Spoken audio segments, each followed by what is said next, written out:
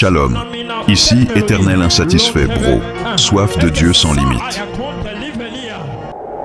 J'ai senti une sévérité du Seigneur par rapport à ce sujet. Et moi-même, je me suis réajusté par rapport à certaines choses quand j'ai fini ma méditation. La vapeur, la pluie et les fruits.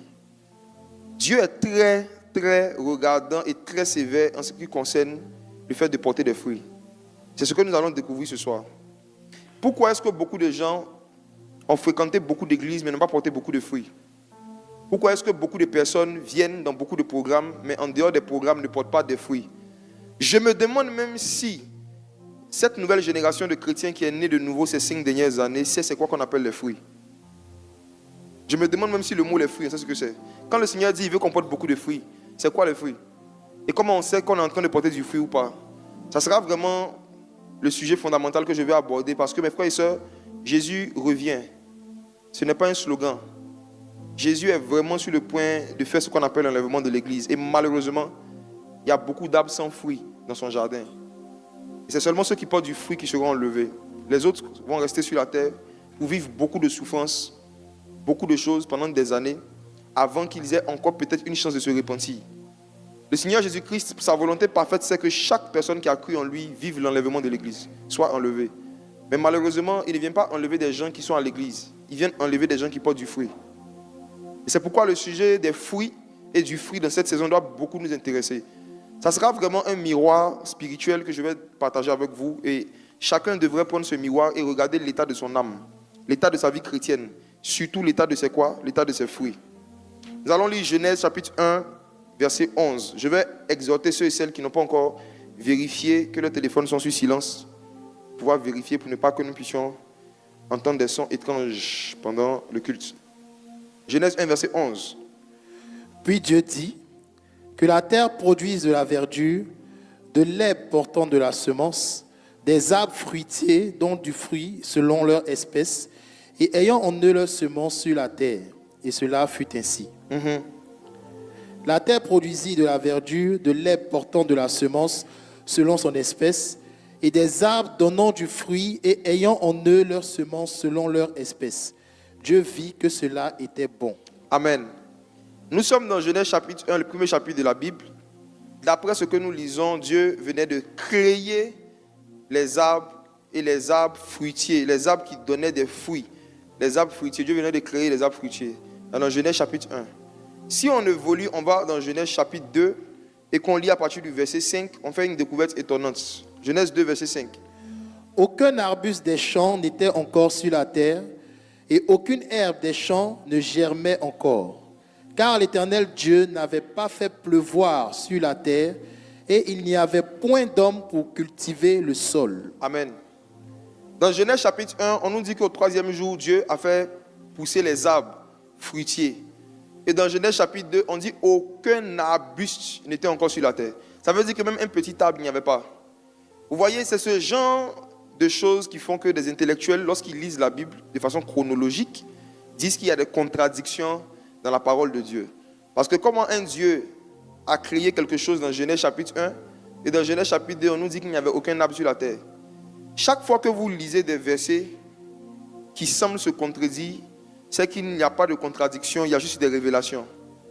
Il n'y a aucune contradiction dans les Écritures, il n'y a qu'un ensemble d'explications. Et vous savez, Genèse chapitre 1 parle de la création et Genèse chapitre 2 parle de la formation. Dieu a créé les arbres dans Genèse chapitre 1, mais Dieu a formé les arbres dans Genèse chapitre 2. Et lorsque Dieu crée quelque chose, cette chose n'existe pas dans le monde physique. Mais quand une chose est simplement créée, elle existe juste dans le monde spirituel. Pour qu'on puisse voir ce que Dieu a créé dans le monde physique, il faut que Dieu forme. Donc, relisez Genèse chapitre 2, verset 5. On nous dit Aucun arbuste des champs n'était encore sur la terre, et aucune herbe des champs ne germait encore. Car l'Éternel Dieu n'avait pas fait pleuvoir sur la terre, et il n'y avait point d'homme pour cultiver le sol. On n'a pas dit aucun arbuste des champs n'était créé. On dit aucun arbuste des champs n'était sur la terre. Les arbustes étaient dans le monde spirituel. Dans le monde invisible, je veux dire. Donc, vous voyez, mes frères, Dieu a un principe. Et beaucoup vont comprendre pourquoi est-ce que malgré qu'ils sont devenus chrétiens en griffe, ils ne voient pas certains fruits. Il y a des changements qu'ils ne voient pas. On va comprendre aujourd'hui avec la Bible que ce n'est pas la création qui amène les fruits, c'est la formation. Et beaucoup de gens sont devenus une nouvelle création, mais ils n'ont pas reçu une nouvelle formation. C'est pourquoi ils vivent toujours les mêmes choses. Regardez avec moi Ésaïe 43, verset 1. Le principe est le suivant. Tout ce que Dieu crée existe d'abord spirituellement, dans le monde invisible. Et après, la chose doit prendre une forme dans le monde physique. Allons-y. Ésaïe 43, verset 1. Ainsi parle maintenant l'Éternel, qui t'a créé, ô Jacob, celui qui t'a formé, ô Israël. Ne crains rien, car je te rachète, je t'appelle par ton nom, tu es à moi. Ainsi parle le Seigneur qui t'a créé, ô Jacob, et qui t'a formé, ô Israël. Jacob, c'est Genèse 1, Israël, Genèse 2.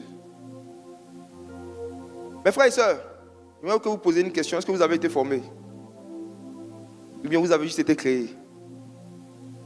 Dieu a créé Jacob et il a formé Israël. Jacob, c'est ce qui est charnel et inutile. Israël, c'est ce qui est spirituel et utile pour la terre. Beaucoup de chrétiens sont inutiles pour leur famille, inutiles pour leur quartier, inutiles même pour les confréries des sorciers. Il y en a, en fait, non. Il y a des religieux qui sont tellement inutiles que même Satan ne les attaque plus.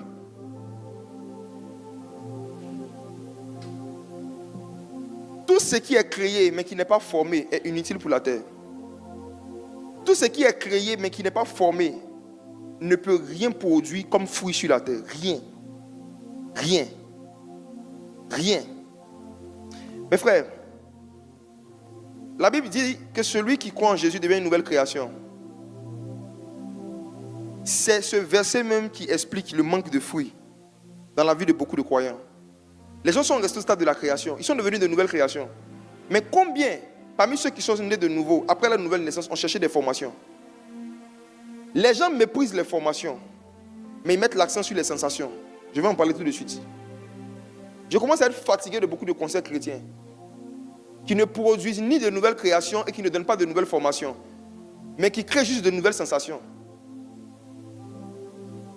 Nous sommes arrivés à un stade où nous devons faire le bilan et l'examen de beaucoup de grands programmes que nous avons organisés et de beaucoup de grandes activités religieuses que nous aimons organiser pour voir les fruits. Les fruits. Les fruits. Parce qu'à la fin de la journée, c'est ce que Jésus va regarder pour nous juger. Les fruits. Les fruits.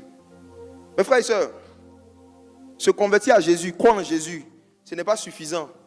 Ce n'est pas suffisant pour rester dans la foi. Nous sommes tous ici des arbres.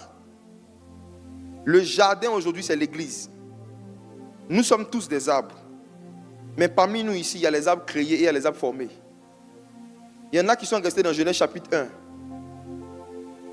Il y en a qui sont nés de nouveau. Mais en dehors de l'église et en dehors des activités religieuses, il n'y a aucun fruit que des païens peuvent voir, que tes amis peuvent voir, que ceux qui t'ont connu avant peuvent voir pour dire vraiment elle est devenue une nouvelle personne. En fait, ta nouveauté spirituelle est invisible. C'est toi seul dans ton cœur qui a ta relation avec Dieu. Mais nous, on ne voit pas. Mes frères et sœurs, en méditant le sujet, j'ai mieux compris pourquoi est-ce que les programmes d'évangélisation sont toujours remplis, mais les programmes de formation et d'enseignement sont vides. Satan combat plus la formation que l'évangélisation.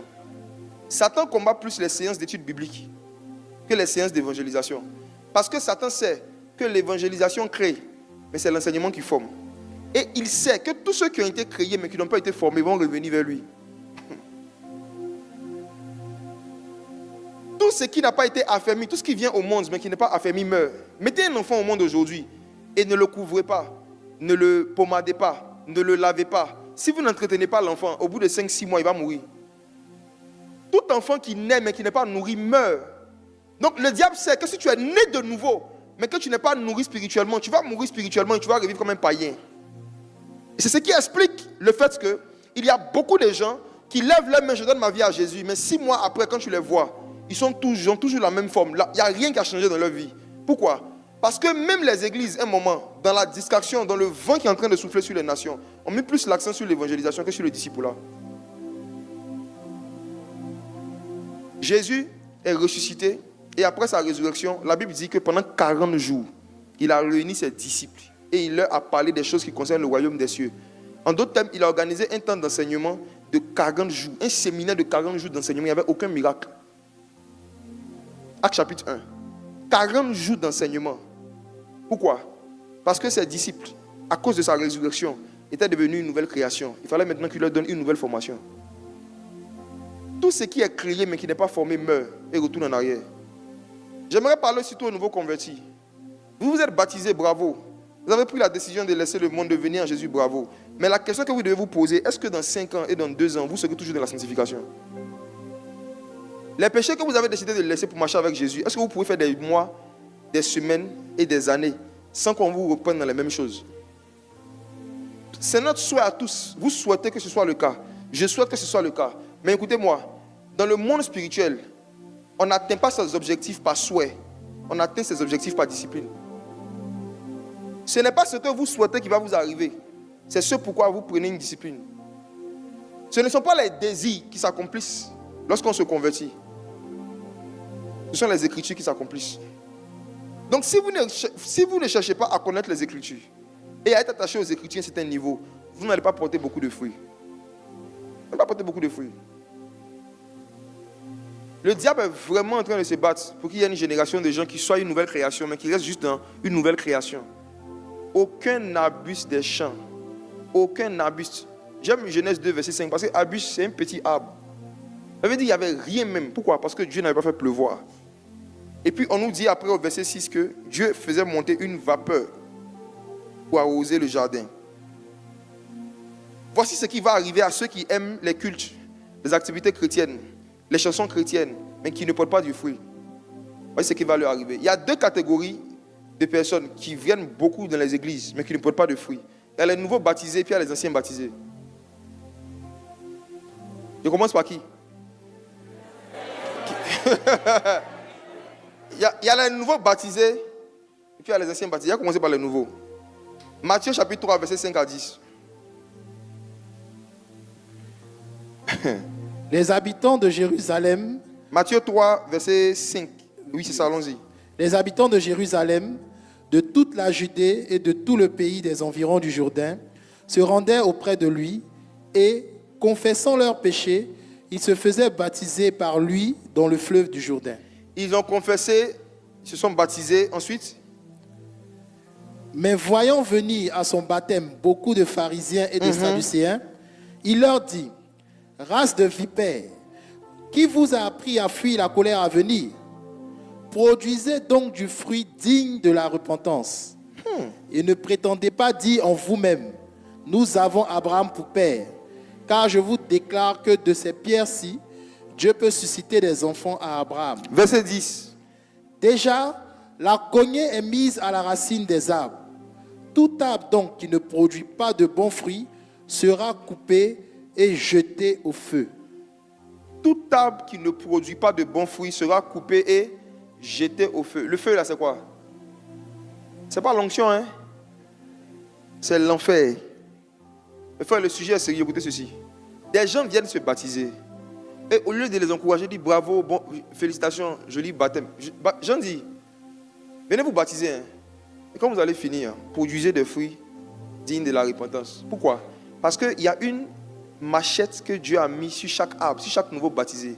Celui qui ne porte pas de bons fruits va avoir un truc. Ça, c'était l'évangile de Jean-Baptiste. Vous savez, il y a des messages, si tu n'as pas l'onction que tu prêches, tu as juste créé des problèmes pour rien. Jean-Baptiste était oint, c'est pourquoi il n'avait pas peur de dire la vérité. L'apôtre Paul dit que nous n'avons de puissance que pour la vérité. Nous n'avons pas de puissance contre la vérité. Mesurez la puissance que quelqu'un transporte en fonction de sa capacité à dire la vérité. Prêchez la vérité. Ce message est une vérité qui peut faire perdre des fidèles et des auditeurs à un prédicateur qui est vraiment soucieux d'avoir le maximum de personnes. Parce que tu dois dire aux gens que après leur baptême et après leur repentance, ils doivent produire des fruits de la repentance. Et les fruits, ce n'est pas dans le cœur. Les fruits, c'est quelque chose que nous tous on peut voir qui montre que tu t'es repenti. Tu t'habillais sexy avant ton baptême. Après ton baptême, tu continues à t'habiller sexy. Tu ne portes pas de fruits.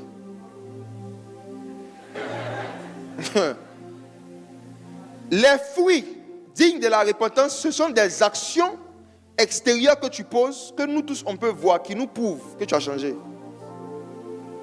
On est en train de fabriquer un évangile où on dit c'est dans le cœur et ça reste dans le cœur. On dit la relation avec Dieu, là, c'est le cœur.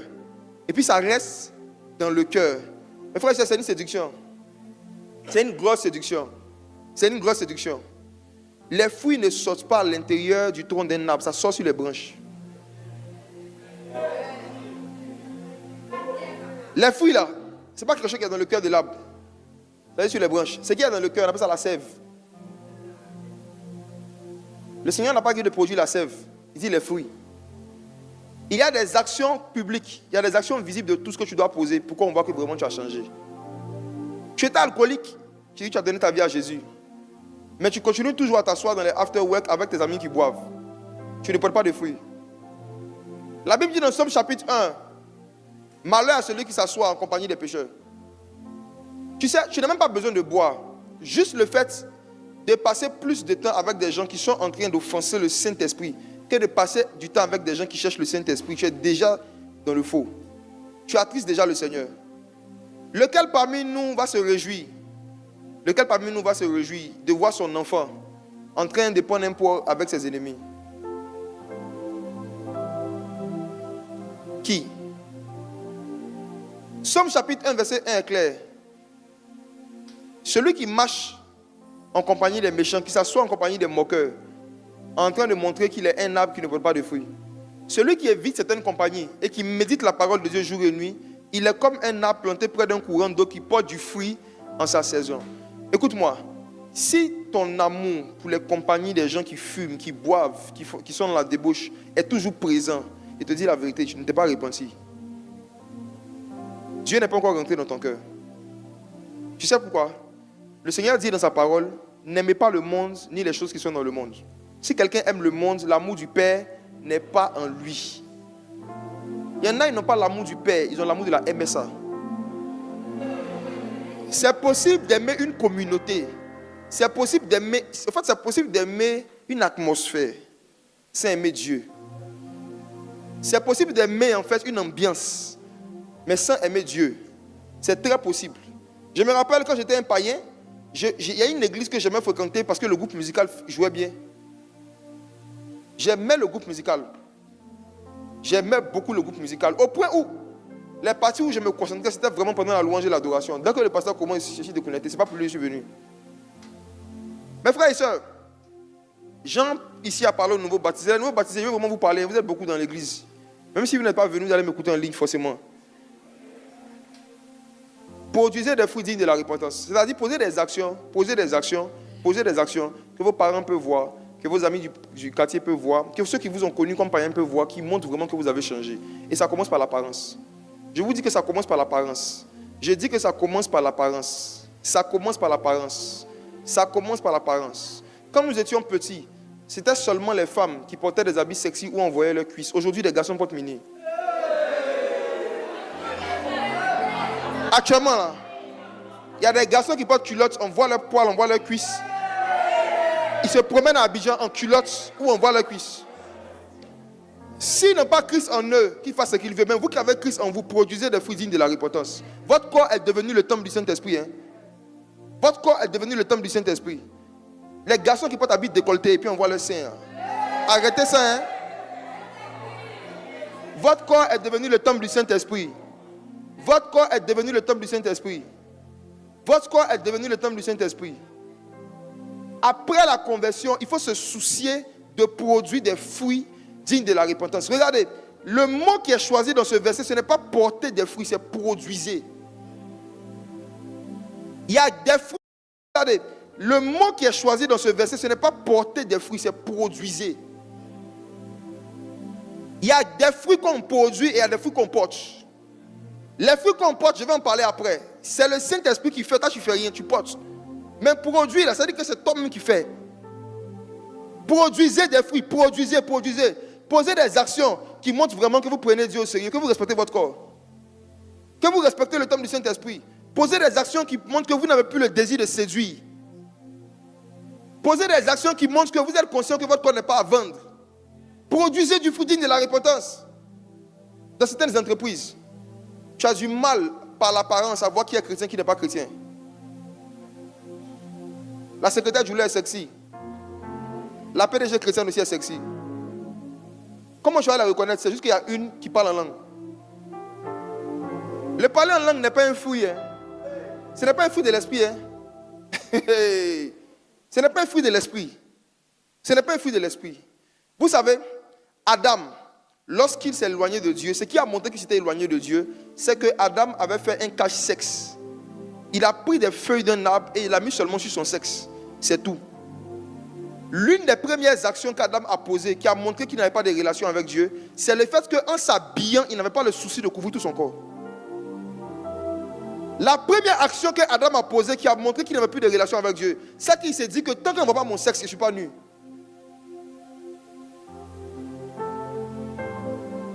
Il fallait que Dieu vienne, que Dieu fasse une tunique pour donner à Adam, pour lui dire que quand on s'habille là, on couvre en haut jusqu'en bas. Donc quand tu perds la relation avec Dieu, l'une des premières choses que tu perds, c'est la notion de la pudeur vestimentaire. Arrêtez de justifier le fait que vous portez des habits indécents. Vous faites des remarques, vous dites non, c'est ma forme qui est comme ça. Regarde-moi, regarde. Écoutez-moi. Dans Hébreux 4, verset 12, le Seigneur dit que la parole de Dieu juge les intentions et les pensées du cœur. La parole de Dieu juge les intentions et les pensées du cœur. Derrière chaque style, il y a une intention. Derrière chaque habit, là, il y a une intention. Nous ne connaissons pas ton cœur, non. Mais Dieu connaît ton cœur. La raison pour laquelle tu prends plaisir à certains vêtements, l'intention pour laquelle tu portes certains habits. Et quand tu dois faire des photos, on fait des faces là. Photos, on fait des faces. Toi, tu fais comme ça. Puis je dis, la parole de Dieu juge les intentions et les pensées du cœur. L'intention pour laquelle tu fais photo dans le dos là, Dieu va te juger. Et vous avez le numéro WhatsApp de certains jeunes, de certains frères de l'église, vous mettez ce genre de photos en statut. En attendant, mettez les versets en statut. Vous persécutez, on voit vos photos sexy.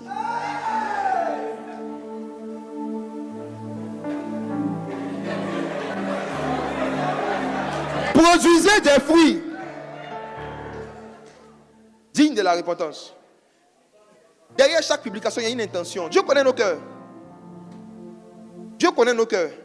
Tu t'habilles juste pour te vêtir ou bien tu t'habilles pour tuer. Quand toi-même tu portes ici, ça, il y a un tueur. Ça, donc tu vois, tu es un tueur. Tu es une tueuse. L'esprit de Caïn est sur toi. Caïn t'a oint pour tuer les Abel. Ça tue. Je te demande, ça tue.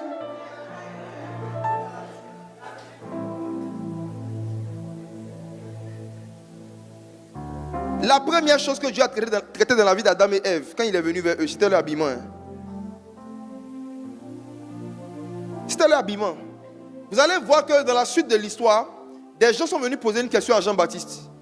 Ils ont demandé qu'est-ce qu'on doit faire pour être juste. Jean-Baptiste dit que celui qui a 2 vêtements donne un à celui qui n'en a pas. Il a parlé encore des vêtements. C'est comme si, depuis l'époque, les gens avaient un attachement malsain à leurs vêtements et ils ne voulaient pas laisser certains habits pour marcher à Dieu. Est-ce que ce n'est pas ton cas? Est-ce que tout ce qui est ton placard plaît à Dieu?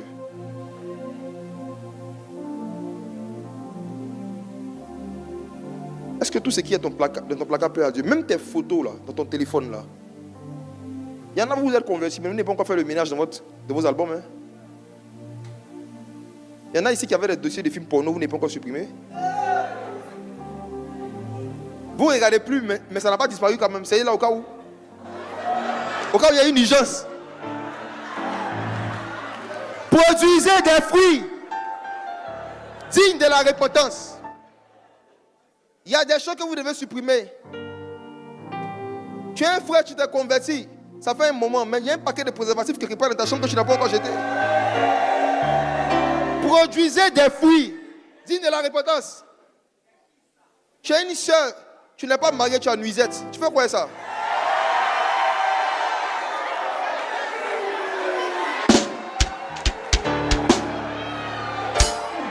Tu sais ce que tu faisais avec avant. Maintenant tu as changé. Jette. Produisez des fruits. Produisez des fruits. Produisez des fruits. Produisez des fruits Les fruits, ce sont des actions concrètes qu'on pose, qui sont des signes dans le monde physique qu'on a changé et qu'on veut changer. Produisez des fruits. Produisez des fruits. Produisez des fruits.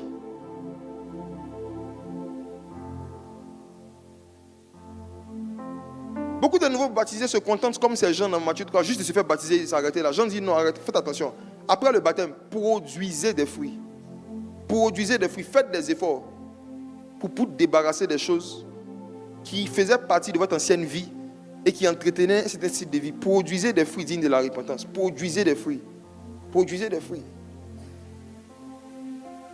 Les anciens baptisés, je suis à vous. Luc chapitre 13. Je suis vraiment en train de commencer par la dernière partie du thème, les fruits. Luc chapitre 13, versets 6 à 9. Il dit aussi cette parabole. Un homme avait un figuier planté dans sa vigne. Il vint pour y chercher du fruit et n'en trouva point. Alors il dit au vigneron, voilà 3 ans que je viens chercher du fruit à ce figuier et je n'en trouve point. Coupe-le. Coupe-le. Tous ceux qui sont convertis depuis plus de 3 ans, écoutez bien ce message. Pourquoi occupe-t-il la terre inutilement? Vous tous qui êtes convertis depuis au moins 3 ans, écoutez bien ce message. Pourquoi occupe-t-il la terre inutilement? Allons-y. Le vigneron lui répondit, Seigneur, laisse-le encore cette année, je creuserai tout autour et j'y mettrai du fumier. Peut-être à l'avenir donnera-t-il du fruit, sinon tu le couperas. On dit donne-lui encore 1 an. Ça commence aujourd'hui. 1 an. On dit ça va plus de 3 ans, le gars est là. Il dit il occupe les chaises inutilement. Il occupe la terre inutilement. Il occupe la maison des gens inutilement. Le vigneron dit non, il faut te calmer un peu. On va lui donner 1 an, 1 année de grâce. On va mettre du fumier. On va lui donner encore certains enseignements de base. Certains enseignements qui ne sont pas bons, qui ne font pas rire. Le fumier, c'est quelque chose de sale, de mauvais. C'est quelque chose qui n'est pas agréable. C'est la partie de l'évangile qui ne te fait pas rire. C'est la partie de l'évangile qui te pousse à laisser des choses que tu aimes. Dans le but que tu portes des fruits que tu n'es pas encore en train de porter après 3 ans de conversion. À travers cette parabole, le Seigneur Jésus est en train de parler de la situation des gens qui sont depuis plus de 3 ans dans sa maison, dans l'église, dans la foi, mais en qui on ne voit pas encore certains fruits après 3 ans d'enseignement, 3 ans de worship, 3 ans de concert, 3 ans de 21 jours de jeûne, 3 ans de prière en langue. Malgré tout ça, il y a des fruits qu'on ne voit pas encore. Il dit coupe-le. Coupe-le. Ça veut dire que chaque 3 ans, Dieu vient faire un bilan. Chaque 3 ans, Jésus vient regarder, tu en es où? Souvenez-vous de la parabole des talents. Le maître a donné des talents à plusieurs personnes. Il y a quelqu'un qui avait pris son talent, qui n'avait produit aucun fruit. Qu'est-ce qui lui est arrivé? Le maître est venu, il dit, mais attends, je t'avais donné quelque chose. Il y a un temps qui est passé, je reviens. Pourquoi c'est au même niveau? S'il n'y a pas de fruit, il dit, prenez-le, jetez-le. Là où il y a les pleurs et les grincements dedans. Le sujet est très sérieux. Le sujet est très sérieux. Il faut que chacun se demande, vous qui avez plus de 3 ans de conversion, au lieu de vous vanter de vos années pour effrayer les nouveaux convertis, est-ce que vous portez des fruits? Lisons un autre verset. Jean 15, verset 2. Jean chapitre 15, verset 2. Tout sarment qui est en moi et qui ne porte pas de fruit, il le retranche. Et tout sarment qui porte du fruit, il les monte afin qu'il porte encore plus de fruits. Lisons le verset 8 du même chapitre. Verset 8. Si vous portez beaucoup de fruits, c'est ainsi que mon Père sera glorifié et que vous serez mes disciples. Et que vous serez mes disciples. Il parle au futur. Il dit il y a possibilité d'être un mois et de ne pas porter de fruits. Quand tu fais ça, arrivé, il y a un temps que Dieu fixe où on te retranche. Il dit tu viens toujours à l'église, mais dans le monde spirituel, tu ne fais plus partie du corps de Christ. Il te retranche. Maintenant, il dit ceux qui portent du fruit, il les taille pour qu'ils portent encore plus de fruits. Ça veut dire ceux qui portent déjà des fruits, il y a des messages qui vont venir comme des machettes pour les blesser encore pour qu'ils portent encore d'autres fruits. Ça veut dire que le chemin des fruits, c'est la blessure. Je vais en parler tout à l'heure. On ne peut pas porter de fruits s'il n'y a pas des choses qui viennent nous piquer un peu de temps en temps. C'est pourquoi l'évangile au chocolat, ça ne produit pas des disciples. L'évangile, on te dit, tu es mignon, tu es un vainqueur, tu es beau, tu es né pour briller. Toi, tu es en poule. Ben. Tu as une grande destinée. Qui a petite destinée?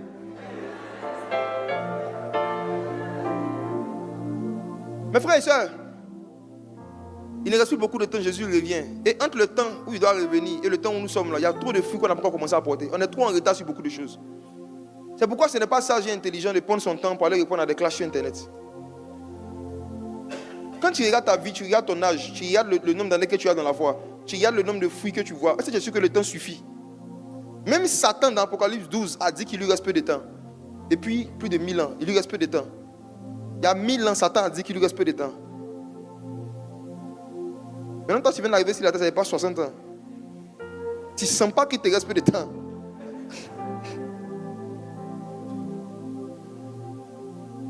Matthieu 21, verset 18 à 19. Le Seigneur dit, portez beaucoup de fruits, c'est ainsi que vous serez mes disciples. Hein?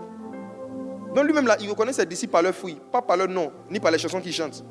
Jésus regarde, il cherche des fruits. S'il ne veut pas de fruits, toi, tu n'es pas mon disciple. Hein? Tu es un fan. Matthieu 21, verset 18. Le matin, en retournant à la ville, il eut faim. Voyant un figuier sur le chemin, il s'en approcha, mais il n'y trouva que des feuilles. Et il lui dit, que jamais fruit ne naisse de toi. Et à l'instant, le figuier sécha. J'ai dit cette affaire de fruits là, Jésus est sévère dessus. Hein. Un jour, Jésus avait faim. Et puis il est venu voir un frère en Christ. Il vient vers le frère n'a pas fruit. Il dit, toi. Il a maudit en même temps. Il dit, jamais un fruit va pousser de toi. Puis c'est fini. Quand tu es dans l'église comme ça, tu ne portes pas fruit. C'est ça que c'est fini. Vous allez voir que dans la parabole qu'on a lue, il a parlé d'un figuier qui était planté dans une vigne. Et on vient nous parler d'un figuier que Jésus rencontre. Le figuier n'a pas de fruits, il n'a que des feuilles. Les feuilles, c'est les dons spirituels. Les feuilles, c'est les talents. Les feuilles, c'est l'argent. L'argent même, c'est feuilles. Ouais. Les feuilles, c'est toutes les choses matérielles qu'un chrétien peut apporter dans une église. Mais qui n'a rien à voir avec les fruits qu'il est censé porter. Il y a des gens qui soutiennent financièrement des églises, mais qui ne portent aucun fruit. Ils ont des feuilles. Et leurs feuilles sont utiles. Qu'ils continuent d'apporter les feuilles. Mais ce qu'on doit leur dire, c'est que s'ils ne portent pas de fruits, Jésus va les frapper sévèrement. À un moment, ils vont sécher. Beaucoup sont déjà dans cet état-là. Mes frères et sœurs, les fruits maintenant, là, c'est quoi? Quel est le fruit le plus urgent qu'on doit chercher à produire et à porter? Surtout à porter. Galates, chapitre 5, verset 22. Galates, chapitre 5, le verset 22. Mais le fruit de l'esprit, c'est l'amour, la joie, la paix, la patience, la bonté, la bénignité, la fidélité, la douceur, la tempérance. Merci. Le fruit de l'esprit. Qui a une version où c'est mis les fruits de l'esprit? Personne? Vous allez voir que ce n'est pas au pluriel, c'est au singulier. Mais pourtant, on cite 9 choses. On cite beaucoup de choses, mais pourtant c'est au singulier, mais on cite beaucoup de choses. Écoutez-moi. Le fruit de l'esprit, c'est l'amour. Maintenant, tout ce qu'ils ont cité après, ce sont des manifestations de l'amour.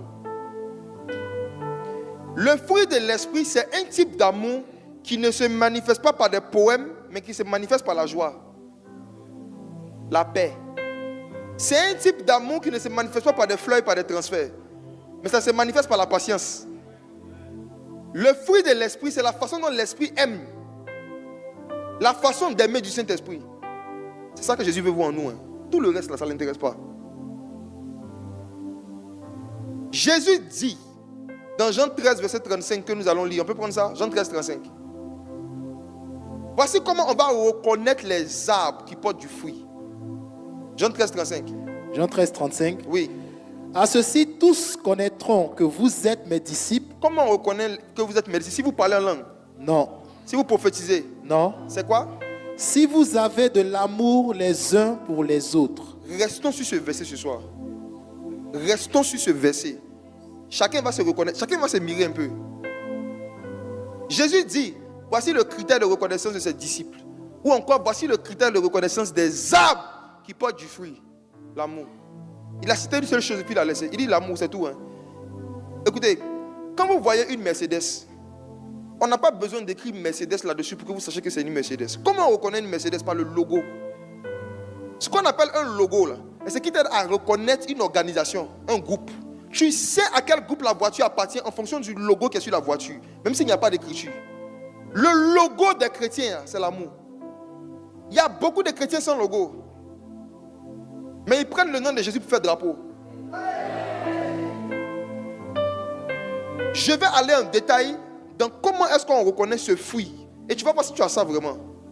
Allons doucement. Jésus dit, à ceci, tout le monde va reconnaître que vous êtes mes disciples. Si vous avez de l'amour, mais un amour orienté vers qui? Les uns pour les autres. Donc ce n'est pas en fonction de l'amour que tu manifestes à ta maman, à ton papa, à tes enfants et à ton mari. Ce n'est pas en fonction de l'amour que tu manifestes à ta chérie ou à ton chéri. C'est en fonction de l'amour que tu manifestes à un autre disciple comme toi. Maintenant, le fruit qu'on appelle l'amour que tu es censé manifester à un autre disciple comme toi, là, de façon concrète, c'est quoi? On va jouer un jeu simple. Le fruit de l'esprit, c'est... Je ne vous entends pas. Le fruit de l'esprit, c'est... L'amour. Ok. Maintenant, dans Galates 5, 22, comme je vous l'ai dit, l'amour dont on parle a plus de 8 manifestations. En fait, c'est le même fruit, mais qui a différentes couleurs. Donc, on va remplacer simplement le mot amour par les différentes manifestations qui sont dans Galates 5, verset 22. Et on va voir quelque chose. Reste dans Jean 13, 35. Et puis, lis en remplaçant le mot amour par la joie. Vous allez voir quelque chose. Jean 13, 35. À ceci, Jean 13, 35. À ceci, tous connaîtront que vous êtes mes disciples. Oui. Si vous avez de la joie les uns pour les autres. Voici un fruit qui montre que tu portes du fruit. Tu as de la joie, on a de la joie les uns Pour les autres. Ça veut dire quoi? Quand quelque chose de bon arrive à ton frère, même si toi tu n'as pas encore ça, tu te réjouis avec lui. Vous êtes deux amis célibataires, ta camarade a la grâce de se marier, de faire sa dot. Comment tu te sens dans ton cœur? Est-ce que tu as de la joie pour elle? Écoutez, ça va loin. La première manifestation du fruit de l'esprit, c'est un amour qui se manifeste par une joie qu'on a pour un autre disciple, pas pour nous-mêmes. Et dans 1 Corinthiens 12, l'apôtre Paul a bien expliqué ça en disant, si un membre se réjouit, tous les autres membres doivent se réjouir avec lui. Et comment est-ce que souvent Dieu crée ce fruit-là en nous? Dieu permet que tu sois ami avec quelqu'un et que vous devez vous manquer de quelque chose. Et Dieu exauce la personne, toi il ne t'exauce pas d'abord. Dieu permet qu'une de tes connaissances, un frère ou une soeur, ait une bénédiction que toi tu cherches mais que tu n'as pas encore eu. Et puis Dieu regarde ton cœur. Dieu lui donne un mariage et puis regarde ton visage. Est-ce que vous avez de la joie les uns pour les autres quand l'un commence à avoir quelque chose que l'autre n'a pas? Est-ce que tu portes ce fruit-là? La capacité de te réjouir d'un bonheur qui te manque. Chaque détail que je vais te donner, il faut regarder ton cœur. Si tu vois que toi c'est un peu bizarre, commence à prier. Ça veut dire que tu poses, tu pries en même temps. Tu dis Seigneur, je veux ce fruit avant de sortir d'ici. Oui. La joie les uns pour les autres. La joie les uns pour les autres. Tellement de jalousie dans le corps de Christ. Tu peux voir deux amis, les deux étaient pasteurs, les deux étaient prédicateurs, ils commencent le ministère en même temps. Il y a un, Dieu lui fait grâce, les choses avancent beaucoup plus vite, l'autre c'est un peu plus lent. Combien arrivent à se réjouir, avoir de la joie pour le fait que mon frère est en train de monter? Combien? C'est pourquoi la parole de Dieu juge les intentions, les pensées du cœur. Si Dieu mettait un haut-parleur sur le cœur de certaines personnes qui rient avec vous, le cœur de l'homme est tortueux et méchant, qui peut le connaître, a dit le Seigneur. Le fait que tu penses que tu as un bon cœur, c'est pourquoi tu n'arrives pas à porter le fruit de l'esprit. Souvent, la femme reconnaît que moi, mon cœur est mauvais. Regarde la pensée qui m'a animé quand elle m'a informé qu'elle est censée marier. Regarde comment il s'est senti. Quand elle m'a informé qu'elle achetait sa voiture, quand elle m'a informé qu'elle voyage, regarde comment mon âme a bougé un coup de ma poitrine. Il y a des sentiments et des émotions qui vous animent même pendant 10 secondes, qui sont les signes que vous manquez de fruits. Réjouissez-vous avec ceux qui se réjouissent. Pleurez avec ceux qui pleurent. Est-ce que tu portes ce fruit? Est-ce que tu le pratiques vraiment?